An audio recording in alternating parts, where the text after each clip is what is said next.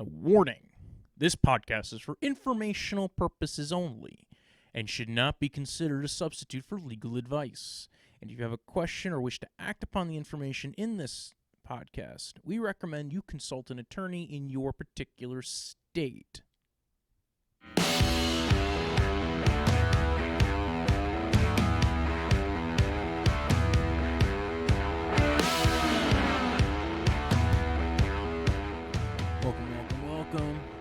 Welcome to Punk Law 101, everybody. My name is Walter. I'm an attorney, and we will be joined shortly by Mr. John Rinaldi. He is also an attorney. And today we're going to be talking about Black Lives Matter, the protests, police brutality, and the massive changes that have come out the last 2 weeks because of the protests. We saw New York get rid of 50A, which is a law that sealed police disciplinary records in New York. And we saw New Jersey adopt new guidelines as far as de-escalation measures.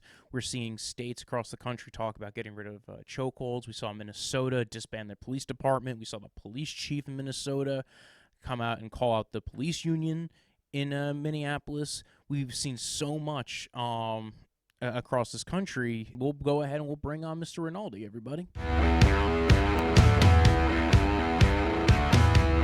So America's burning. Dude, so much has changed in 10 days, man. Like we recorded that episode and I got to put it up today, and I was like listening to like the most of it, and I'm like, oh wow, so much has changed. Like when we last talked about this, only the one officer was charged. He was charged with third-degree murder, and you were skeptical that the charges would be upgraded, and I believe I expressed being skeptical at your skepticism. Dude, I was skeptical only because like I've seen it, like I've not seen like such a thing happen before. I'm very impressed. I mean, well, first off, I would have been skeptical if you told me 50A was going to get repealed. I mean, to me, I think the moment I realized, and I think I even said it in the last episode, where to me the moment I thought, oh, this cop is totally fucked, was the moment that like even the Fox News talking heads were like, that's fucked up. Like Tucker Carlson wouldn't even fucking defend his ass. They're like, whoa, you have really fucked up if he won't come to your, if like the Fox News guys won't come to your aid. You've made a mistake, friend. And I do think you got something right the last time too, where you said like people are coming around, because again, like we were talking about the Eric Garner thing, and I'm like, what's really the difference between this and Eric Garner? Like, I mean, 8.5 minutes of continuous video on the facts. Not a whole lot, but like you can only do it so many times before people get tired of it, and like you can only defend it for so long before you have to acknowledge like, okay, I can't keep condoning this. And so, but we like, and since then, like I think it was like the first night of the protests that happened. There was maybe like the first night of the riots. There's a couple of protests. Like there's protests in Newark, I think, the day that we were talking about everything. But it was like, dude, the stuff that's happened since then. Like you had like police rioting, pretty much like they were like it's so crazy how much stuff's happened. I will point out there was a protest in my hometown of Hoboken, New Jersey, on the 5th. And I was an inadvertent protester. I had to go to the bank because I had to go pick up my checks from the bank to go give my landlord the rent money. So I was like, oh, I'm gonna run to the bank real quick. And I thought, well, I'll walk along the water because that's a nice route. Little did I forgot that the protest was that day, and the Hoboken police had like barricaded off the route so that like no cars could go.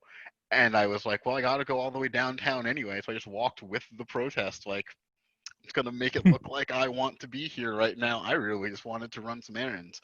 I will say this though, the Hoboken protest was amazing. That was won a lot of people, but the best part was there were two types of businesses that were in Hoboken that day. There were the ones that thought that for some reason in a town like as bougie as Hoboken that people were going to riot and board it up, which was never going to happen. And then there were the businesses that wanted to show their support. And since Hoboken is like mostly restaurants, there were just a bunch of places giving out free food. I ate very well I got So, down. I got down to the water, and there's a pizza place on First Street that it's like right by the CVS, and they had a big sign, free soda and pizza. So I went and got 2 free slices and a Coke. Um, Ate that, and then I went to walk home up. I don't know if you've been to Hoboken, well, up Washington Street. Like I went down the water and I went up Washington, and Insomnia Cookies had like roving bands of people in uniform handing out cookies. hmm, So I got a chocolate chip and an oatmeal raisin, and it was wonderful. it's a nice way to keep people not from rioting. Just give them all I free mean, food, and they'll tire themselves out. no, and like the Hoboken cops were like they were like that pizza place is right across the street from City Hall. They were just like Hmm. posted up at City Hall, and like they would like take turns going across the street to get free pizza. Like it was kind of nice. Well, that was the thing that I noticed is New Jersey had very few like riots. Like there was Trenton had some issues, and I blame Philadelphia for that one. Well, yeah, Like it's the proximity to Philadelphia. Somebody invited those guys over. And listen, Philadelphia, they riot for anything. They win a Super Bowl, they riot. They lose a Super Bowl, they riot. I It's just not remember when the fair. Eagles won the Super Bowl. That if you want to see a riot, holy shit. When they won the Super Bowl, they rioted. And when they lost the Super Bowl, back when they lost to the Patriots, they rioted too. So it doesn't matter. They will riot. Philadelphia, it's just their pastime. So they just went and came over. They were like, Trenton, there's people in Trenton doing this. We're going to riot in Trenton. And people in Jersey like, who invited the people from Philly? Those damn barbarians to the west. And Trenton had some problems, and I think they had about 20 arrests in Trenton, and then there was like 7 arrests in AC, and that was like the bulk of it. There's been some other like small occurrences here and there, well, in but fairness, overall, South like Jersey is just less civilized overall, so I'm not surprised. it's the proximity to Philadelphia. That's what it is. I continue to blame Philadelphia. I really hope that you don't have a significant listener base in Philadelphia because we're just roasting them right now. Honestly, they would just be like, "No, that's actually right. That's totally right. That's what we do." You barbarians. It's not like this is on the Draft Vice listenership anyway. I probably do have some Philly I was fans gonna from say there. there's probably some crossover. They might be like, "Yeah, wait a sec, we do riot a lot." But I like how you're even doing the voice too. You're just really rubbing salt in the wound there. well, yeah, it's kind of true. Like they had some bad riots, even for like again, like for all this. But again, like I said, Philadelphia, that's what they like to do. Comedy shows, they riot. Like there's a whole thing of like Bill Burr, how he got famous initially was like there was a video of Bill Burr just roasting the crowd because they were heckling everybody. It was like a 200, 300 That's person awesome. crowd. And he gets up there and he just is fighting back with them. Like they apparently made like another comic cry. They like people weren't going out on stage. And then Bill Burr spent 20 minutes just going at the crowd, being like, your hero's an imaginary character who doesn't actually exist. This just confirms my theory that It's Always Sunny was a documentary and the events were filmed in real time. And I wonder if any of your listeners will get that joke. I don't know if they will, but if they do, we should be friends. But yeah, well, but in general, like so New Jersey, and I point this out, like not on the podcast, but like on Facebook and a couple of other places, that like the places where the cops were not adversarial to the protesters, there wasn't a lot of rioting. Yeah, Like Flint, Michigan. Flint, Michigan had no riots. And it's like Camden, New Jersey did not have a riot. Newark, Yeah, it's New like- Jersey did not have a riot. Plain and simple. Don't start none, won't be none. Yeah. Now, to No, be but- fair, Antifa's probably afraid to go to Camden. I mean, okay, but like Antifa doesn't really exist. It's like, I know. I just thought it was funny that everybody's like blaming Antifa. It's gotten weird because sometimes they blame Antifa for the riots, and then sometimes they don't. Yeah, it's And like it's they're a not convenience thing. they're not organized in any way. So I don't really. That's a conversation for another day. But I mean, I will say that the Hoboken police handled it well. They mostly stayed on the other side of the street, and they were just kind of Hoboken- they were just hanging out there, like, hey, yeah, we're here. I think they called in some extra guys from Jersey City too. But I mean, they didn't really do anything. They were just kind of hanging out, and they weren't in riot gear. They were just in like regular uniforms, just kind of hanging out, eating pizza. But like Newark was one of the first ones that was like a real peaceful protest. That was, and I think that was the day that we last recorded was when Newark did their thing. I don't think Newark could afford another riot. I also don't think anybody in Newark is going to be rioting about like who are we rioting about? We're going to destroy our own shit. Why? Like there was a lot of people who were like, no, like this is not a good idea to riot in Newark. And then like I don't know, it was, but also like a lot of those like, but that was kind of what showed to me like, oh, like all the times where you saw the cops being like peaceful compared to New York City, where the NYPD was like, let's just shoot pepper bullets at everybody and see what happens. I would like to point out a lot of the reports of looting in New York City were in Manhattan, which is like known to be, like a symbol of financial power. That might have had something to do with it. People weren't like looting random businesses in the Bronx. Like that's not what was happening. They were robbing like big name stores in Manhattan. There were some small businesses. I'm sure there were a few, but that's not from what I saw. A lot of it was let's go rob this. I have a friend who's his family owns a chat cashing business, and he was telling me like they got hit really bad. Well, they get a brick through the window. They had a lot of headaches. I'll put it that way. But in general, they didn't really lose much money. Thankfully, they just had a lot of destruction because they were prepped for it, like everything. But also, the looting didn't start right away. Like the looting was not night one of the protests. Looting was like night 3 or 4. Speaking of looting, did you see the picture of the dude that like was looting the Star Wars Legos from the Target?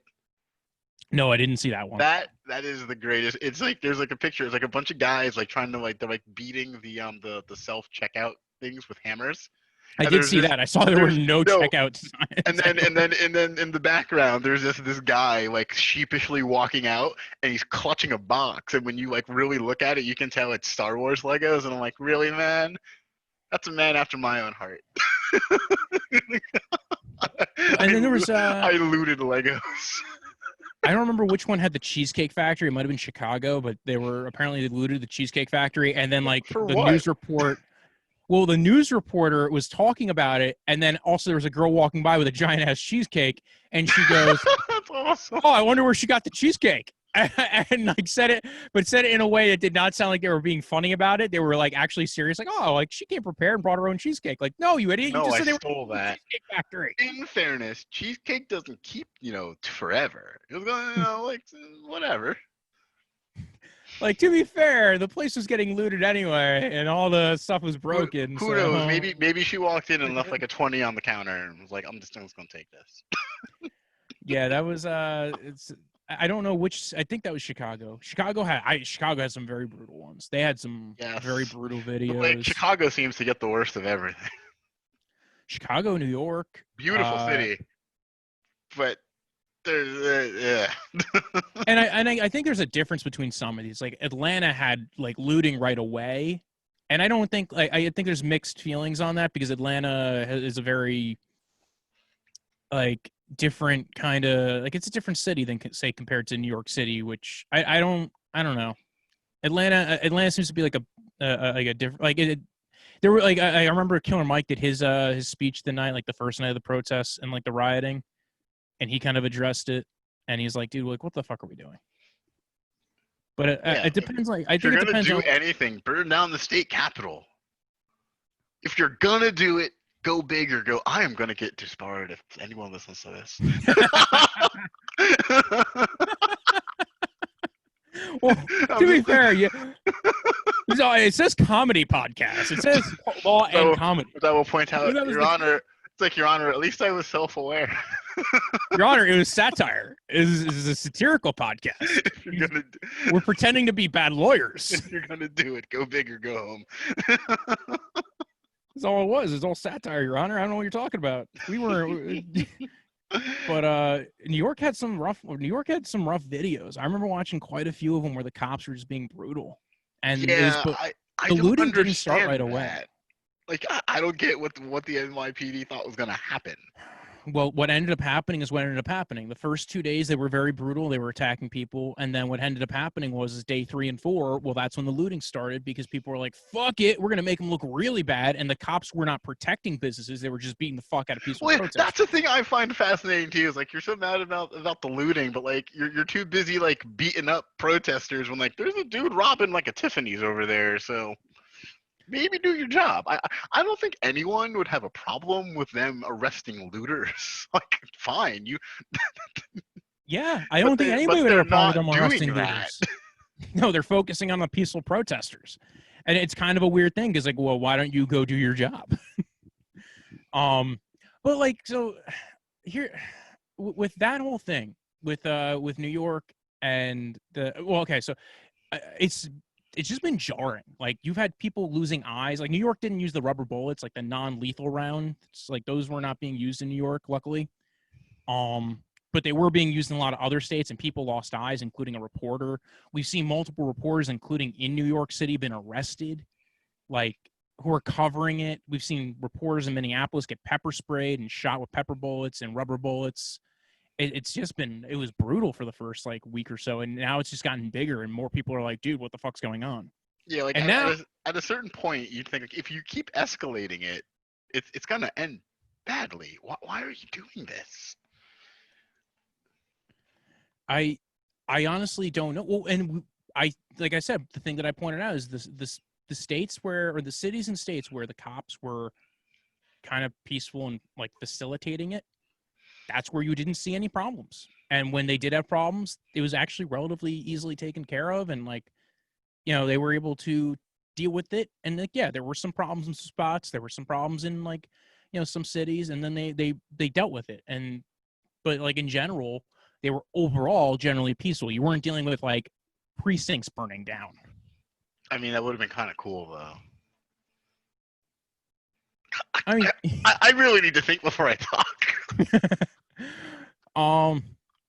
Yeah. So I think that, but what I've noticed though, 10 days now, and so much shit has happened since then. Not even just the brutal rioting and the standoffs between police and protesters, and whether you're talking about Seattle or Atlanta or Minnesota. And Minnesota had the other big one, which was the cops were like, but day 3, like the state police, like the National Guard came in and the state police came in, and they were shooting like pepper bullets at people's houses to make sure they stayed in the fucking houses. This reminds me, did you see that report? Like one of the attorneys who's defending one of the other 3 cops, did you see what he said when he was interviewed on the news?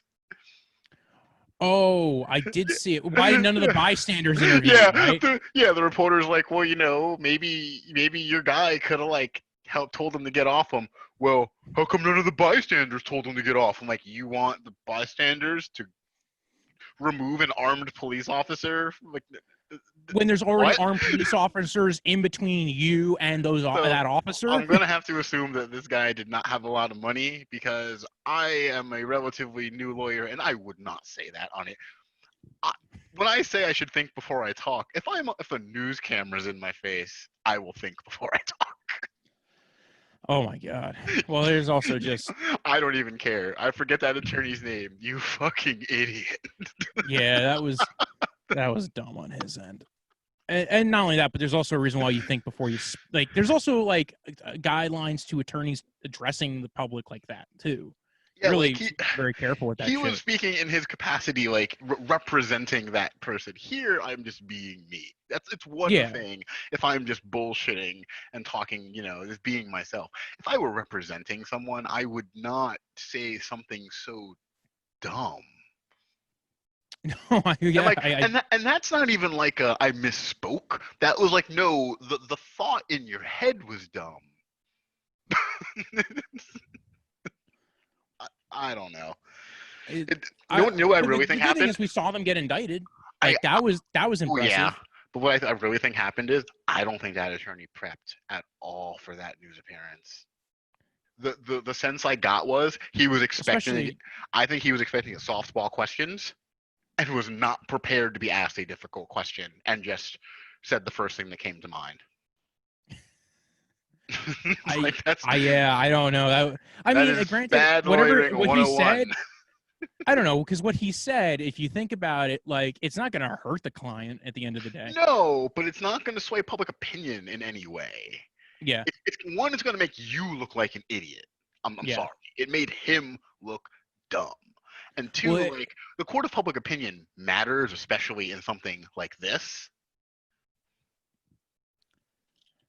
yeah. I Yeah, mean, that's not going to endear anyone. He could have just easily said, yeah, you know, and there's a good excuse on the table. He could have said, what, the officer was on the job for 4 days? He'd only been an officer for 4 days and he didn't know what to do and he froze in that situation. That's, I think, I think that's a relatively sympathetic position to yeah, I have. agree. I think it's a way But, better argument than but you why didn't didn't. one of the bystanders do something? Yeah, like you could have just. That's what I probably would have said. I mean, maybe speaking to him, there would be some other thing. I can't really say. I don't know.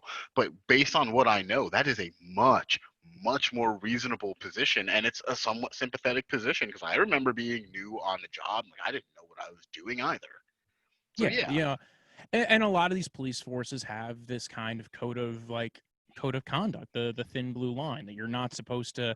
I was reading an article the other day about a guy who actually, when he did report police misconduct, he's the guy who got in trouble. He was the one who ended up having a hard time because it's such a rank and file system where it's just like you don't speak out.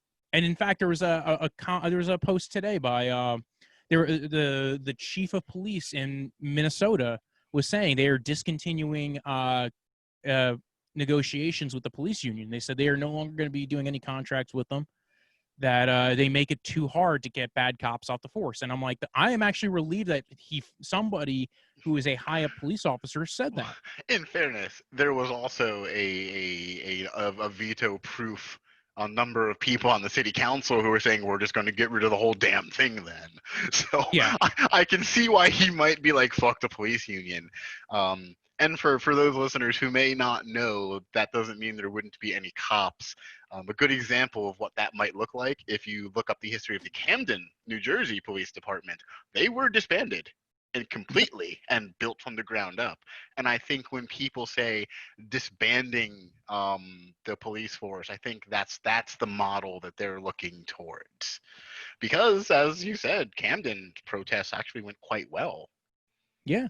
And they focus on community policing, and their rebuild's gone pretty well. And It's over the past. it's this weird thing where like New Jersey is the butt of so many jokes, and like, but in a lot of ways, I'm actually quite proud of my state.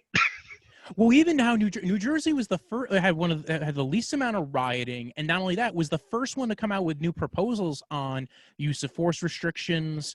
Attorney General Gruhl came out with new guidelines for how police would how police should, the guidelines for them. And then there's also discussion about some bills in the state Senate to Yeah, go and ahead and like, but move even forward. like we talked about in the previous episode, we did bail reform before New York did. Yeah. And well, our system, I'll say this, our court system's 1,000 times better.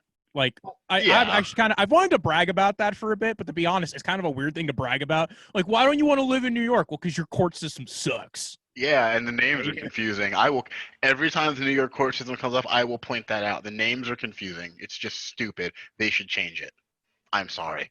Yeah, because the Supreme Court of New York said that you're not allowed to. What was it? The one of the judges, the Supreme Court judges in New York, which is their lowest ranking court, pretty much. Like, or not the lowest ranking, but they're Well, one of their it's lower the ranking trial courts. level. Yeah, their trial level courts. He was the one who said, "Oh, we're going to go ahead and disband habeas corpus for a little bit longer than 24 hours." And usually when you get arrested, you have to be charged within 24 hours, and they were disbanding that for protesters in New York City for like during the last week or so. And then they were. I don't know if they've actually addressed that yet, but because they also got rid of the curfew early. So You know the crazy thing? Like De Blasio kind of ran on being super progressive, and like I feel like he's not living up to that. De Blasio has been a mess, and so has Cuomo, and they both go Yeah, back and forth. but Cuomo at the very least is putting forth a better public image at the moment. Well, I mean, he's gone back and forth too. Like, Well, even when yeah, we were talking about yeah. bail reform, Cuomo backed off on bail reform before De Blasio did, and this is all interconnected. Now people are actually talking about Khalif Browder again, young man who was basically the spark to bail reform. The New York Times did an article about him a few years ago, and he was in jail for 3 years, spent 2 years in solitary confinement, and then it was for stealing a backpack, which he was not even he didn't steal. Yeah, it's one of those things. Like again, like I brought it up when we talked about it. Even if he had stolen, let's say he had stolen the backpack, the Yeah. amount of money that it cost the city of New York to keep him incarcerated, just give the store the money and make him do some community service. Well, that's why we needed the bail I reform don't laws, and we get needed it. discovery reform laws. Now they also backtracked some of the bail reform laws too, but not by Whatever. a huge amount, luckily. I mean, it's kind of hard to go back. That's the thing with progress is like it's kind of hard to go backwards. I'm sure they would have You'd be wanted to do shocked. more. I'm willing to bet they wanted to roll it back more, but it's like it's kind of hard to do that. Well, they wanted to give judges back like their full discretion, which was the problem in the first place. Is the judges had the discretion and they were abusing the discretion. They were putting people in jail for ridiculous amounts of money, and they were sitting in jail for multiple years even. And it I gave the prosecution such a amount of leverage. I want to I feel like believe we're better. redoing I the know. bail reform episode. But it's also relevant though. Like Yeah. these, because like yeah, sure, police violence is like a piece of the puzzle, and that might have been the catalyst for the current state of affairs.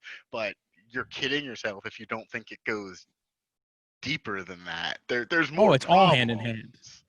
Oh, New Jersey. That was the other thing. New Jersey released a proposal for a new bill to decriminalize marijuana. So we were talking, I think, on one of the episodes recently about legalizing marijuana in New Jersey, and that was the big hoo-ha for Murphy as far as he wanted to legalize it, because if you decriminalize it, you're never going to actually legalize it. You're just going to keep having people. It's still going to be basically, in the underbelly of New Jersey. It's going to be held in criminals' hands. You're not going to make any money off of it. Yeah. If I were Governor Murphy, I would cash in on his current goodwill because he has quite a bit of it at the moment.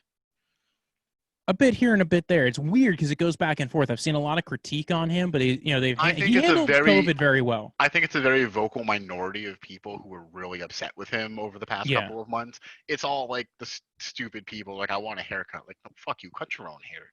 I want to open my gym. Open my gym. No, but like, okay, I understand that. Like, that sucks. You have a business that is just completely dead in the water, and there's no guarantee that Congress is going to come bail you out. That I understand.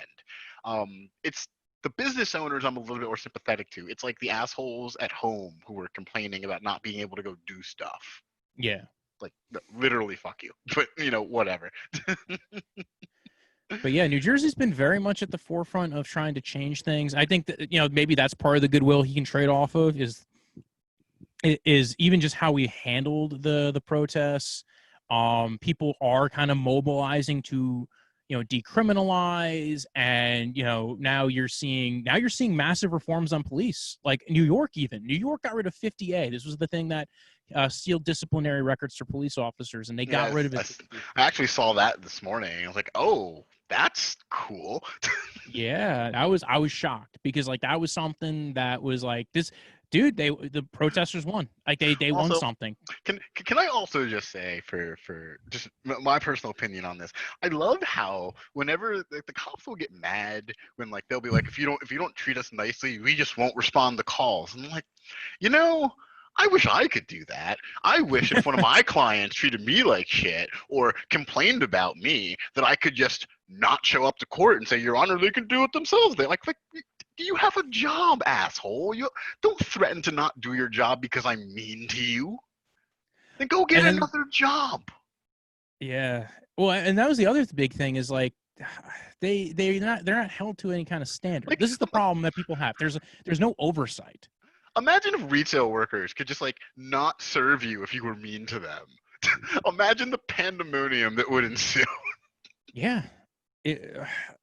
It's the only job where you get away with acting like this. It literally is. It's the only job where you get away with acting. And where I say this, if any of the listeners are cops, I don't mean all cops, but like fucking petulant children. Not all of you, but it's usually the heads of the police unions. But enough of you. It's usually the heads of the police unions. They act like, and I get it. You're negotiating on behalf of your people, so you have to put up this position sometimes. But oh my god, like some of it, it's over the top. I'm a union member at my job, and like if we're being stupid. Our union head tells us to shut up. Yeah. Like, no, we're not asking for that because you don't, frankly, you don't deserve it, and it's a stupid ask. I'm like, fair enough. You guys have a union at Legal Aid? Goddamn. Oh yeah, I don't know if all the offices do, but ours does, which Dang. is fascinating in many ways. That's why I had joked in one of the earlier episodes about how like they couldn't get rid of me if they wanted to. they, they would have to go through. There's like a whole process that they'd have to go through to get rid of anyone. And well, that's the And thing with 50A is all that does is give us eyes, right? It doesn't allow us to actually get rid of bad cops, but it allows us to at least see how this is all going. It's now going to be part of public record. It might take a couple of more battles down the line to really like, get rid of some of the and bad and and cops. I'll even admit in our union contract, I believe there is a clause that's like if one of us commits like gross misconduct, that the management can get rid of us with that. Like if they kind of like a veto if what you do like rises to like a certain level, and like yeah, we're fine with that. If one of us did something that bad, yeah, sure, get rid of them. That's fine. Like it's And one of only the, for like petty bullshit that we're like hold your horses. yeah, it's, Uh, and I get that. Like, that's probably what it started as for them, too, is listen, we don't want, stupid little things holding up cops doing their Yeah, job. but The problem shooting unarmed people is not. is not stupid little things. At no point in history was that a stupid little thing. Yeah. I don't think. So I don't really know how I don't get the progression. Because what happens is you get more power, right? They just grew in more power, and these police unions, especially in New York, have a lot of power. $6 billion is spent on the NYPD on their annual budget. Like, that's a lot of money. It's the biggest That police is department. insane. Yeah, I it's don't, the biggest police department in the world, and I don't it's think they need that many cops, to be fair. well, they saw the looting. I don't know if it really mattered. Well, yeah, I was gonna And say that like was Cuomo's critique too. if Cuomo you're not, was like, if you're not gonna do your job, then what are we paying you for, you assholes? now my argument. Now there was a question about sending in the National Guard, right, in some of these cities and some of these places, and sometimes it worked and sometimes it was horrible. And I think in the places where it worked, it was because the National Guard is not the ones being protested against. Yeah, I don't care. I have no beef with the National Guard. Like if they're the ones facilitating the protests, it might actually have been a lot more peaceful, right? Like if Cuomo had sent in the National Guard in New York I City. don't know, because like then you're essentially like the cops are not supposed to be a military force. The National Guard kind of is. So like I don't know how I feel about that. Well, here's the thing. They have escalation procedures where the NYPD in a lot of states don't. Like a lot of police departments and don't have that kind of escalation procedures that they do in the military. Yeah. And you saw how some of these, the National Guardsmen were interacting. Now, sometimes it was, listen, they were acting hand in hand. Like in Minnesota, they were, the National Guard and the state police were running around and shanking people's tires. So I it don't was I don't understand why that was a thing. because they were alleging that there was like sticks and stones being stored in the vehicles as weapons, which is like, oh, sticks and stones, And wait, really? We're cavemen now? All right. tires was gonna stop people from opening the car and throwing the stones? I guess it was supposed to stop them from being used as weapons, like as battering rams. Maybe they were also trying to impound the cars and they didn't want them to be driving off. I think it was stupid. I think Okay, that was but a even if that is the case, I yeah. can find something to throw at you elsewhere. I don't need like if I were gonna throw stuff at the cops, I probably wouldn't bring like a bag full of stuff because like there's garbage cans. I'll fish out a fucking bottle. I don't care. Like Yeah, especially if you're in a city. yeah, like it doesn't really seem to make a lot of sense to me that was your concern. Like they're gonna throw stuff at you either way, friend. You just wanted to slash some tires. That's all you wanted to do. Yeah, you wanted to be intimidating. It's like when they shot at the people who were on their front porch, and the National Guard was going down the street. Those weren't protesters; those were people hanging out on their porch, and they just decided to fire off at the people on the front porch. It was But again, I think that we're seeing reforms come out of everything. Now people are very much against qualified immunity, which we didn't even get into last time. We kind of got into the. I'm kind of amazed that the Supreme Court seems to be saying that they will review it. I'm not amazed because this is kind of like what happened 80 years ago Okay. during. Let me rephrase that. I am amazed that the justice that said maybe we should review it was Thomas, because I don't like him at all. And I'm kind of amazed where I'm like, Clarence Thomas, the literal biggest Uncle Tom on the planet, is saying maybe we need to rethink qualified immunity. Once again, that's how you know you fucked up. Yeah. Yeah, And one of the most and I conservative don't care. justices. Yeah. For the record, I will always say Clarence Thomas is the biggest Uncle Tom on the planet. I do not care. I don't think the New Jersey Supreme Court's going to discipline me for that one. Yeah, he's definitely one of the most conservative outside of maybe Scalia. And basically, when Scalia's Scalia dead, was so no there, one cares. yeah, yeah. When Scalia was alive, he basically just would concur with Scalia every time. I know, and that's part of also why I hate. Like, not only are you an Uncle Tom, but you don't even do anything. Um, I mean, well, it reminds me of like 70, 80 years ago where we saw changes in like we saw changes in the law. We saw God damn it, now we're going back to con law and We're um lawyers. What did you expect was gonna happen? I didn't. You know what? I didn't. For some reason, I didn't think we'd be going back to the slaughterhouse cases here. Why not? We learned them in law school. We've come full circle. Because I didn't even think about how. Right now, it just occurred to me how these are kind of similar to back then with the slaughterhouse cases and how the court changed more in reaction to not wanting the FDR to pack the court. Like there was a real reaction on the Supreme Court to be like, wait a second, we don't want them packing the court. We don't want there to be this negative opinion of the Supreme Court. And it was the Supreme Court back then was very conservative in how they viewed like specifically labor relations and interstate commerce, and they changed it a bit. See, but this to me explains why like conservative justices tend to often be like let down to like the people that appoint them. Because like I think Roberts is worried about the legitimacy of the court, and that's why he's kind of like, I can't do what I would have done before. Oh yeah, dude. We had that conversation the other day, I am didn't we? convinced that he is afraid that if he votes the way that he would have voted back, back when Kennedy was still Chief Justice, that the court, that the legitimacy of the court is going to be harmed, and that legal scholars going forward are going to remember him as a hack. And I don't think he wants. I think he is. I do think he's a very conservative man, but I do also think that he is concerned about his legacy. Oh Because yeah, because no one wants like to have like Dred Scott on them.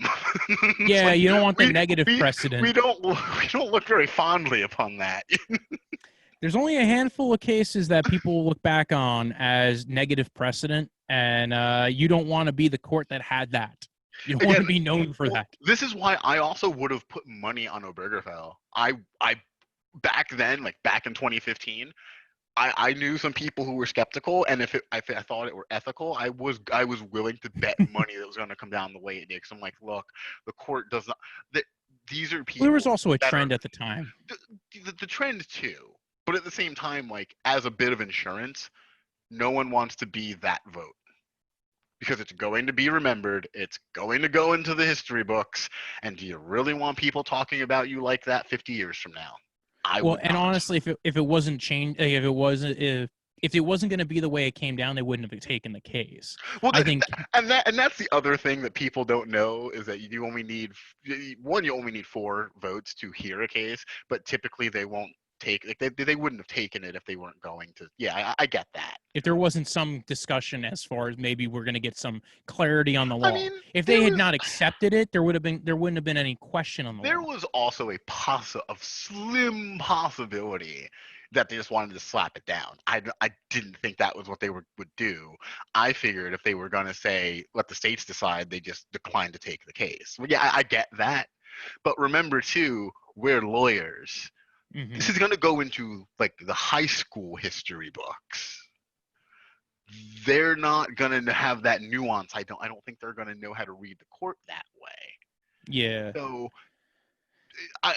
you have to be concerned, and not just with what are future lawyers going to think of me, but like what's actually going to be taught in high school history. Again, man, this is a very interesting time because I don't remember 5 years ago people talking about qualified immunity. I don't remember No. 5 years ago people talking about repealing 50A.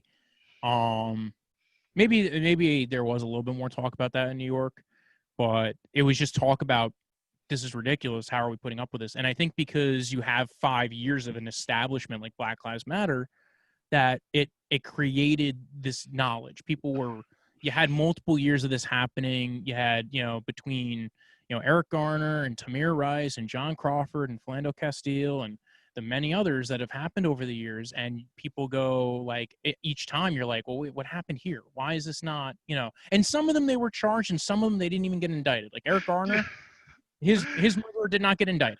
Yeah. I mean, I They could want to. technically indict him now.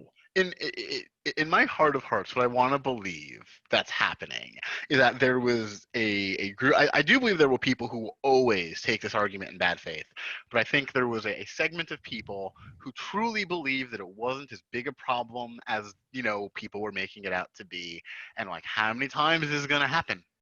Like at a certain point, if you are a person, taking these arguments in good faith, you kind of have to admit, okay, I was wrong. And that's what I want to believe that that's what happened. I don't know if that's the case, but that's the narrative I tell myself because it sounds nice. And I think the other thing is, I think, we remember Bloomberg was only like, we were talking about Bloomberg's racist history with, stop and frisk and racial profiling only like 3 months ago. And Yeah, I he don't know was why. only, I don't know why he ran for president with that on his record. Like, what did you think was gonna happen, friend? and the recordings of him defending it. And he was just like, and I was waiting. I wanted to see what his defense of it was. And dude, all I saw was him get clobbered by Elizabeth Warren. Once again, Like the similar to our cop's attorney. I don't think Bloomberg prepared for that debate, or if he did not prepare to not get a softball question. He got beat the hell up, and Elizabeth Warren was just like taking his lunch. I wonder if she calls him up still. That Like, was just like, that was legitimate. That was one that was legitimately funny. And two, I'm willing to bet that even if she calls him, he probably won't take the call because I would like. I'm no. I will never speak to that woman again for the rest of my life. you know what? I feel like every election cycle, every time we have a presidential election, there's always like the February debates. There's always one that's actually like super entertaining. At least over the last 8 years. I don't know, like I remember when Rubio and Trump had their back and forth. That, And that Rubio, but that was like almost kind of. I mean, it was fun, but it was kind of sad though. Like yeah. because it was in that moment. I think Rubio realized he's not ready for prime time. He's just not. Well, Try again. There was Christie that just went ahead and blew him out of the water. Christie killed his campaign. Chris Yeah. Christie, the only thing he did in that whole thing was kill Rubio. That was it. It was the only thing that Chris Christie contributed. He didn't win on his own, but he killed Rubio. He basically was like, hey, Trump, I did something solid for you. And then Trump was like, yeah, come on and endorse me, and then I'm going to kick you off later. That was so. That had to be so humiliating. Dude. And honestly, like Chris Christie now, a lot of his commentary on the election so far, like I was actually kind of like not like bad. Like he was very much talking about it as a strategist, not as a like when I mean, let's be real. Chris things. Christie knew he was never going to get the nomination, and if he was never going to be president. Chris Christie was gunning for a cabinet position. Yeah, that's all he wanted, and he did not get it. after being the first guy to go ahead and openly endorse Trump.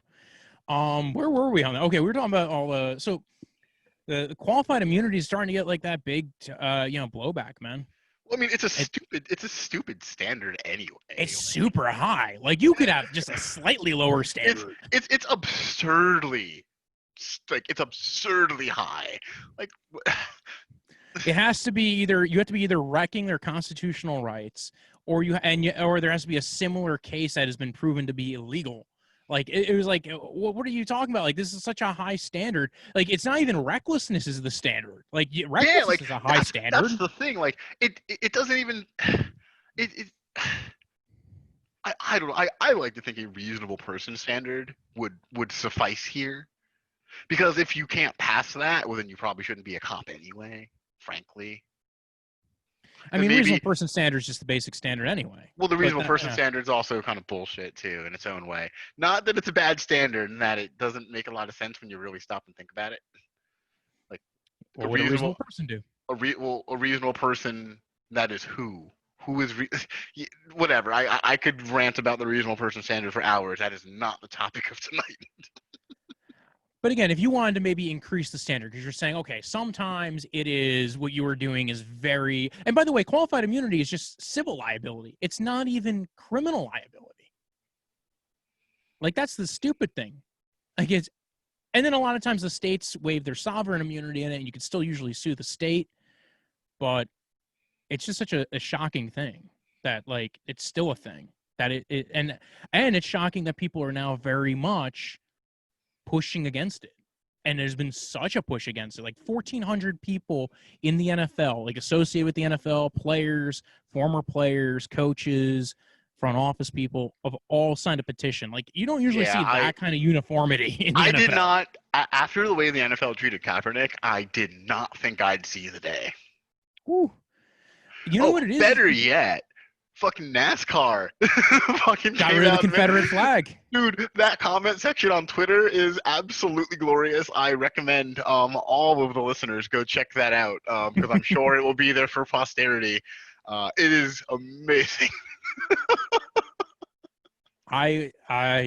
I saw that and I went through some of them. I'm like, oh my god, this is crazy. You know what bugs me is, like, there was like one guy who replied who's like, oh, don't worry, the real Confederate flag will still be like flown on the last lap. And for those who don't watch NASCAR, the last lap, a white flag is flown to signal it is the last lap. And that was a really good reply. But there were like a bunch of like, again, if you have old white guy listeners, not you, some of you, there were a bunch of like old white dudes like, ooh, that looks like the flag of France to me. Like, dude, stop it. I saw one person get offended by it. Like, that and joke's I was not like, funny. Like, dude, what, you still think it's funny to shit on France? Because what, World War II? They just have better healthcare than us. And I should also point out, for those who are not students of history, the United States wouldn't exist if not for France. I really never understood our beef with them. We kind of owe them. I think there was a falling out, like, socially over 30 years from, like, between World War II to like, I think there was some other things that came out. But, like, but at the end of the day, socially, we should have never beat the British. The only reason we won was because, one, the French sent someone to train our troops, and two, they used their navy to blockade the British Navy. That was essentially, had the British been allowed to land ships whenever they wanted, we would have never won. And frankly, we should thank Spain too, because if they weren't fighting Spain at the same time, might have lost too. We owe, like, these major European powers our existence in many ways. So quit talking shit about France. Yeah, and it's yeah, I never understood the flack with France, other than the fact that I think it's just a social thing. Like, people go to France, and people in France are snooty, and they have their own colloquialisms. I think people just, like, think of, like, World War II and, like, oh, the French rolled over. Like, you know, if we were a country in Europe, we might not have. Like, Britain was hanging on by a thread. Yeah, we're lucky because we had an ocean. Yes, we had oceans on both sides. Yes, we had two oceans defending us. We might not have fared so well as a European power in World War II. You know, and the French had some badasses during World War II. Like, they had, like, a whole resistance network. Oh, even the Polish, was it there? I remember I used to do a bit about this guy. Will Holt Palicki was the one guy who volunteered to go to Auschwitz, and he escaped and, like, survived. I remember hearing about that. I just don't know a lot of the details. Oh my god! I read the story and I was like, "This is amazing. Why does nobody know this one?" This guy he volunteered to go to camp, and it was Auschwitz. Do you know what like World War II story I'm mad is not taught in, like, school? I forget her name because she's Russian. That, like, the Russian sniper, the woman that's, like, the deadliest sniper in, like, world history. How is that not taught? Because there's not enough time. There's not enough time in school, and then we focus on American-centric shit. But that's so notable, though. That this woman was such a good sniper that German soldiers actively feared her. Because And she was just like, America, and she's just like some small woman who's friends with Eleanor Roosevelt. That's so wonderful. in America, we teach to our textbooks, and unfortunately, there's like 2 textbook companies in Our America for some textbooks are weird shit. reason, and then they focus on American stuff, and they're American centric, and they focus on like. I was watching a video by by somebody, and she was like, basically the way America makes it look like it was like a bunch of people showed up here. Oh, there was a couple of Indians. We made friends. We had some black people. Yeah, there was slavery, but then we got rid of it. Like Like it wasn't. even during like Women's History Month, you'd think that you would like teach that. Oh my god, dude! 'Cause I, Why? That's its own bit right there. Is like Women's I History would. Month? People don't even know Women's History Month is March. That's a good point. I said Women's History Month because I didn't know what month it was. I did. I used to do a bit about Women's History Month. Oh no. I used to do a bit about that. Joke's on me. But like I don't know. Like I would. That just seems. Oh, I gotta find that bit because now. But no, like you have this example of like a great like woman in history who was like taking like German heads off at a quarter mile. Why am I not being taught this? Why did I have to learn this on my own? I do think part of it is again like you were only given so much time, and America's very American centric, and then also why are you learning something? Are you learning something like what's the lesson that you were learning? Is it just because we have this really cool person who could shoot somebody's head off because they're a sniper, or are you learning something like from history? Like, but that's I don't like know. so. To me, it's the kind of thing that like gets people into history. That's true. Oh, Like, believe me, there's a lot of cool things. Like I said before, the guy who volunteered to go to Auschwitz reported on everything. It's one of the reasons why we know how many people were at Auschwitz and how many people died. And then he stayed and fought the USSR and got killed by the USSR unfortunately, after Poland was taken over after like Poland was split and all that stuff after World War II. So, and then there was but again, this stuff happens all the time. There was there's so, especially with Black history in America, there's so much with it. Because it's a lot of it is right. As like roughly 5/8 a person of color, I have beef with Black History Month, but it's not what you might think. I'm just look. Don't get me wrong. Rosa Parks was a great woman, but but there was somebody before Rosa Parks. Yes, there was, but I've also heard that story like more times than I can imagine. Can we like mix it up a little bit, just a little bit, just for me? But part of that is who's teaching it too. I Like know, a lot of I it. know. And again, it's like textbooks and an American. Like I always like Jesse Owens, the black guy who was so good at track, he made Hitler leave the Olympics. Like, fuck your master race, dude. Dude, they should teach more about sports history in schools, just a little bit more, because I think you would get kids who are interested in it a little bit more, because there is a lot to sports history that like Jackie Robinson. Like there's so much to it. Like, it's like why am I being taught the same story over and over again? The what was the movie about the women who worked for NASA and did the numbers for maybe it's called Numbers. And I believe it was called Hidden Figures. Hidden Figures. There we go. I don't know Numbers why. Was a TV show. Yes, it was a TV. I don't know why did I know that. That's. I just don't remember names. I don't remember names. I haven't said a name on this podcast. I did not see that movie because I already knew the story. I do not know why I know that. That's an odd one. But yes, there are many interesting stories. That just never get taught. Like, well, I don't want to have to do this on my own. Or like a good angle too, like to go back to World War II, a really good angle that like I had to learn on my own was when Pearl Harbor happened, that like the Japanese emperor did not want to do that because he knew it was a bad idea, but the generals did it anyway. I think a lot of it is like we're very American centric. The people who write the textbooks are idiots, and they just go ahead and print these textbooks. And then other people, I think eventually we will, especially because like technology, and there's a lot more effort to educate people. People are learning now. You're seeing like, especially with TikTok and YouTube and a lot of different platforms. Now the problem is fact checking is going to get harder because you just have so many platforms and so many ways of doing it that people can put out fake shit too.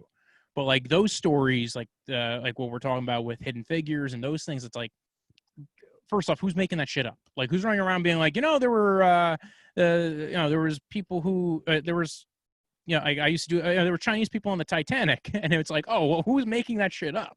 Who's running around like making these kind of things up? So some of it, you want to make sure you have some kind of like cross check. Oh yeah, of course. But like, I'm talking about things that are just well documented. Like, it was well documented that the Japanese emperor was like, if you attack America, they're gonna fuck us over. I mean, maybe not in his words. Like, he knew you're essentially getting a big old stick and finding a big hornet's nest and just like, I'm just gonna whack it and see what happens. Like, well, what did you think was gonna happen? Well, I think True TV has attempted to make shows that focus on those kind of things. Oh, yeah. There's like World War II from the Japanese perspective, which is always fascinating. But it's like, you blew up our planes and we nuked you twice. Fair. Yeah. I remember, what was the name of the? There was a lot of the art that came out of Japan after World War II was very. Oh yeah, there was a lot of like mushroom clouds and destruction because we nuked them twice. The mangas and the well, Astro Boy was like one of the first like anime, and it had a very strong nuclear theme. Like, Astro Boy was like nuclear powered. Is that the one I'm thinking of? I think that might be the. It's like the little boy robot that like goes around with superpowers and like kicks people's ass. It's very standard anime, but from what I recall, that he was nuclear powered, and it was kind of Japan's way of trying to see the bright side to nuclear, like trying to say, hey, yeah, we did kind of get owned, but this isn't all bad. There's hope here. We just veered into anime history, man. This is fucking weird. Goes all over the place, man. Well, it's been a weird. 2020's been weird. It has been a weird. It doesn't even. I can't believe it's fucking almost mid-June. But a lot of this stuff, like, it happened over the course of 4 months. Like, and it's all interrelated. Like, if COVID-19 didn't happen, it's possible people would have been more distracted, and we wouldn't be paying attention to the protests as much, and you wouldn't be seeing this massive movement. Like, it's very possible that's the other thing. Sometimes I wonder if that's really was the secret sauce here. We needed a pandemic that was. Maybe that's what it was. Yeah, and think about it, we had 2 world-changing events in 3 months between everything that's gone on the last 2 weeks, and then also COVID-19 was a crazy thing. Coronavirus and how that affected the world, and we have never seen the world shut down universally, like, across the world like this before. Like, and every country was affected by this. Almost every country, maybe not every country, but most of them. All the ones that you can list off the top. If we want to veer back into legal issues, what do you think about Trump threatening to repeal Section 230? Twitter fact checked him. Yeah, oh my god, I forgot about that. That feels like that was a month ago. That was literally like a week and a half ago, 2 weeks ago, and it feels like it was a month ago. I love how his response to Twitter fact-checking him on mail-in voting is, "I'm going to destroy the internet as we know it." Like, okay. I'm going to do it by executive order. You can't do that. That's not going to happen. You can't. For the listeners, you cannot repeal an act of Congress by executive order. You really can't do that. Then he's running around saying, like, when the looting starts, the shooting starts. Yeah, that was also. I have a hard time believing that he didn't know that was like a reference to like a thing. I totally buy that he didn't know it was that bad of a reference. But it's just a stupid thing to say. Regardless. Think he knew. I think he knew. I think he's an idiot, but I don't think he's that much of an idiot. I mean, my reference to my referral to it was he's saying he's going to shoot people, and I can't call him a retard on Twitter. Like, if I do that, I get banned for 12 to 24 hours. So I mean, he's allowed to threaten to kill people. Yeah, Twitter's going to have to reckon with that at some point. Like, wait a second. We can't call him names that are just a little too gruff, but he can go ahead and be like, "You're going to kill people." Which the other thing, and he's done it multiple times. Well, the other thing I liked was like repealing Section 230 would probably backfire on him if he did do it. Because then they would just be forced to ban everyone who does something stupid. Yeah, pretty much. Like Yeah, well, because they would. he's threatening to do something that won't fix the problem. That's part of why it's so stupid.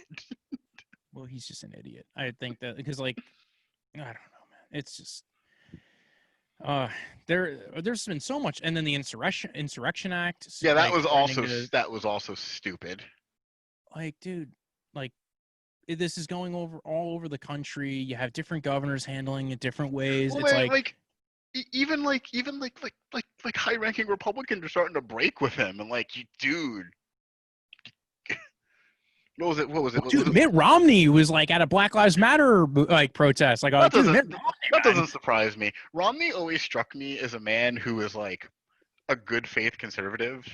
Like, yeah, sure, some of the things that you stand for are horrible, but you're not doing it because you hate people. You're doing it because you don't know any better, and that doesn't really absolve you of it. But you're a I decent also, guy.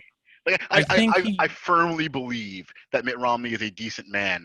I firmly believe that Ted Cruz is an asshole in real life. yeah, that's true. I honestly think Mitt Romney is. I also think he's seeing that there is an opportunity after Trump to lead this party, to lead his Man, party. imagine if Romney fucking won the presidency like in like 2024. I would not be shocked. I mean, it's not like it wouldn't be the first time somebody who's ran before and failed would run and then actually win. It's like actually it's And he happened a would lot. you have a decent record to run on, actually. Being a senator, being a governor, being, very much willing to go across the aisle. He was the See, only Republican to go and this is against the thing I Trump don't and like understand. voted. Like after 2012, that is the path that the Republican Party could have taken. It just seems as though they're just like, fuck it, we're just gonna double down and strap in. And like, that's not. To me, it's short-term gain for long-term pain. I don't understand the strategy. Well, I don't think there is one. I think Mitch McConnell has his strategy and Trump has his strategy. Outside of those guys, it's ideology. I It's firmly believe that those two men hate each other. I just think that I don't Trump think they. I don't think they stole his like sun each. lamp and won't give it back. Gary took my favorite rock. But I, I'm convinced that those two do not like each other, but they have to play nice. Like there's I don't know. Trump They're really. two of the most despicable Republicans I've ever seen. But you know what the Like crazy part is? I would actually rather get a beer with Mitch McConnell if I had to I pick. disagree. I honestly think I would rather I would rather do a beer with. I don't No, drink. Neither me and Trump don't drink, but Trump does Adderall and 30,000 other things. He just doesn't I drink. see. But here's the thing: I feel like I could like pick McConnell's brain and like learn something. I don't think I'd actually come out ahead spending an evening with Trump. I don't think I would come out ahead with either of them. So my idea is I'll go with the guy who I think is going to be more Okay, entertaining. McConnell might And I also think that be. I think Trump is more easily swayed. I think you That's could not a good thing. but the thing is, I think that Democrats had an opportunity early on to sway Trump to their side, and he just I don't know. Like, I think that I don't think that I was think ever Trump's going to just happen. I think Trump's just a Trump is smart enough to know that he won on the backs of working class Republicans, and that if he had started cutting deals with Pelosi and Schumer, he was never going to win re-election. mm, Now that he seems to have completely melted down, that might happen. You know, he might not really have much of a shot anyway. But I don't think there was ever really a chance he was going to work with Democrats. I don't. That based on the coalition he put together, I do not think it was ever really possible.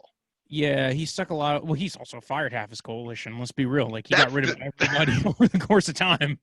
Now, is there one person who's been there since day one other than people he's related to?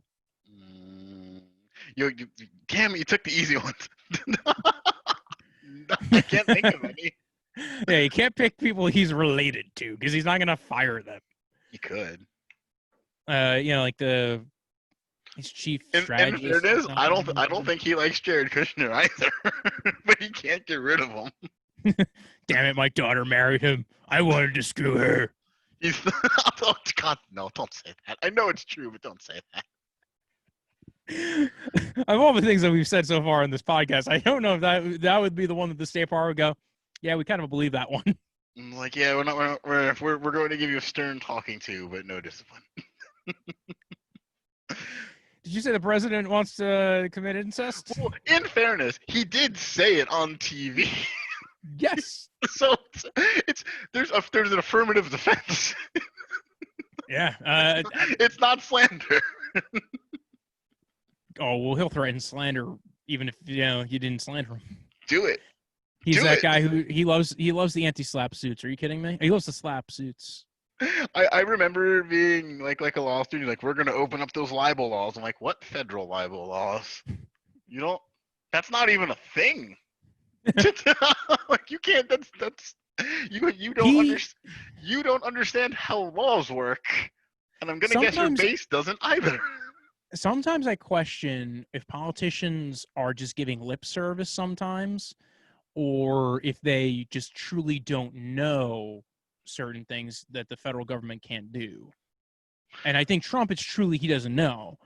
But there's sometimes where I look at, like, even people who aren't Trump and go, but like in fairness, there was never a moment in Obama's presidency that I thought that man doesn't know what he's talking about. No, I never. Well, first off, Obama.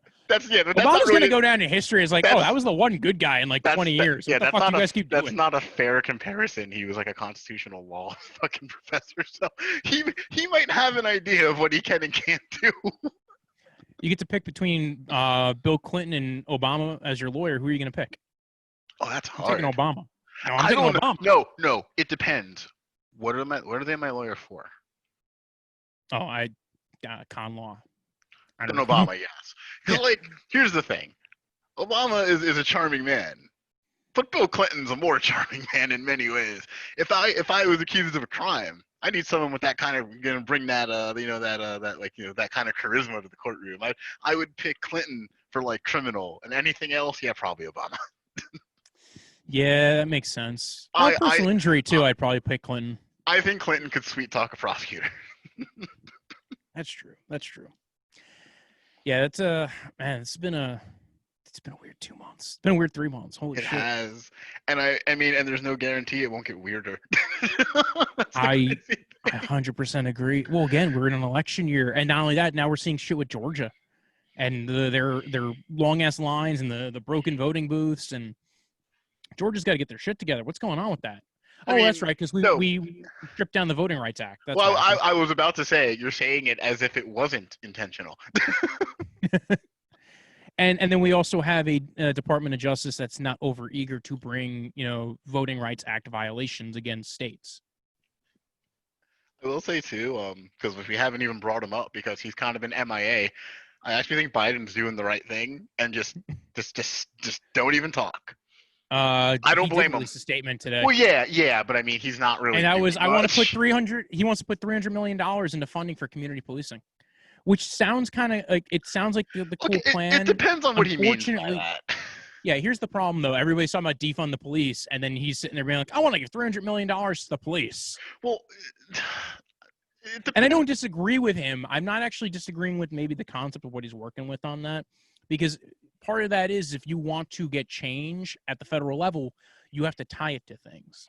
You either have to use the FBI to go ahead and investigate, or you have to utilize the money that you have.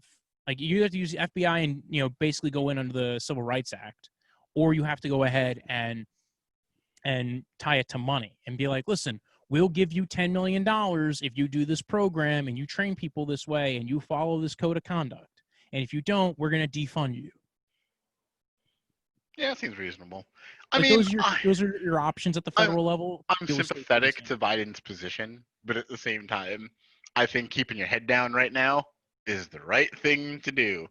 Oh wait, yeah. Can I also say, speaking of keeping your head down, does anyone actually believe that Trump was inspecting that bunker?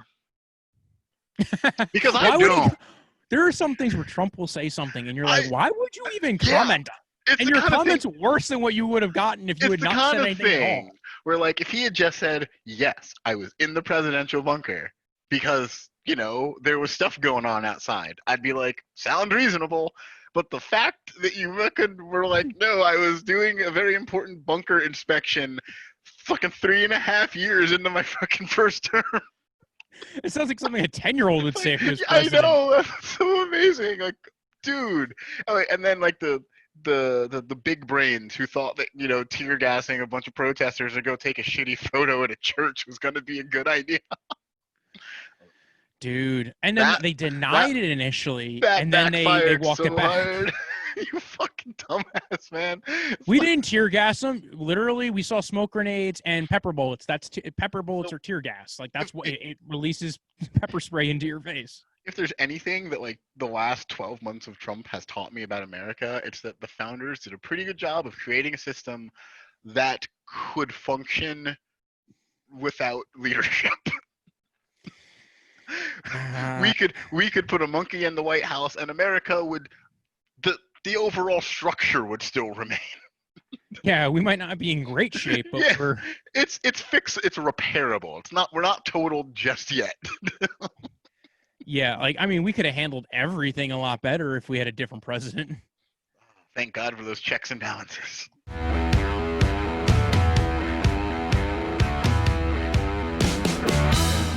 Thank you for tuning in. Again, my name is Walter. That was John Rinaldi. If you want, you can follow the podcast at punklaw101 on Twitter and Instagram. You can follow me at BROJO, Death is in the End of Life, Punch like a delicious drink. And I also have a football podcast. If you want to follow that, that's Draft Vice. That's in the notes. And we'll be getting on to the actual topics. You know, the Supreme Court's opinions are going to be starting to get released next week, so we'll go over some of that. And then we'll go over to some stuff that might be coming out in the future as far as, copyright and trademark, bankruptcy, things of that nature. Thank you for tuning in. Please subscribe. We're also going to be posting up the second half of yesterday's episode later on this week, but I just wanted to hop right on